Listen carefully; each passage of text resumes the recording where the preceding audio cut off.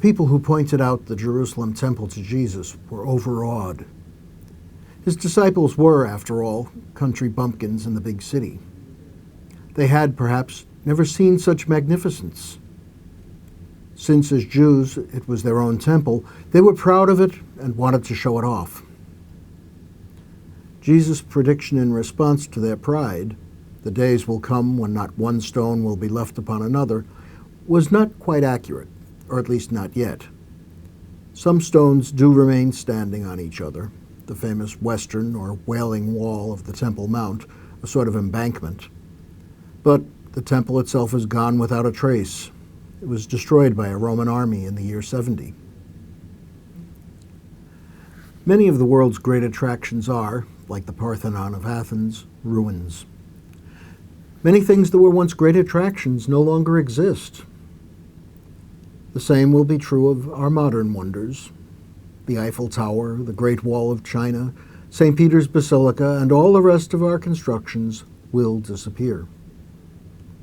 Even nature's wonders will wear out, wash out, and be gone.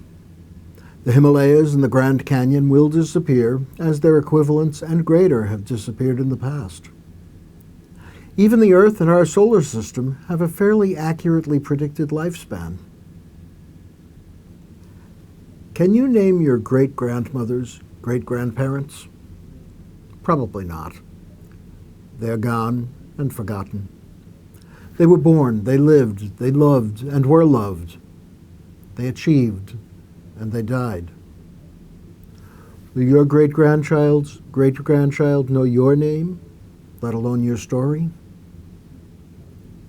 When Jesus talked of a destruction of the temple so absolute that no sign of its having existed would remain, he could have been talking about anything or anybody. He could have been talking about me. As Isaac Watts' hymn, "O God, Our Help in Ages Past," puts it, time, like an ever-rolling stream, bears all its sons away. They fly forgotten as a dream dies at the opening day. Is that good news or bad? It's certainly hard to think of it as good news. I know that I must die sooner or later, the later the better. But to enter oblivion, to have my existence, no matter how significant it appears to me or to others, make no difference to the world, is more than I want to think about, even though there are some things about my life that I'm happy to know will disappear forever. The thought of our disappearance is so distasteful that we seldom think about it. But as the Church's year draws to an end, we should reflect on the fact that we too will draw to an end.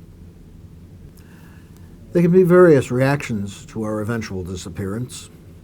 The development of cloning techniques has some people thinking that they can somehow be recreated. They forget that cloned people, identical twins, already exist and they're not the same person. Others live by the ancient dictum, "Eat, drink, and be merry, for tomorrow we die," a saying which goes back to the Bible. Since my time here is short, I may as well enjoy it and not worry about what others may think. There's some truth in that last attitude, but in a sense that might not seem obvious at first. Thought of my death may indeed free me from worrying about what others think, in order to live a life dedicated to God. If I and the scoffers will all be gone one day, why worry about what they may think? Paradoxically, what terrifies some people can give courage to others. For the one important fact that solely concentrating upon oblivion omits is God. God is not subject to disappearing, and neither is God's love.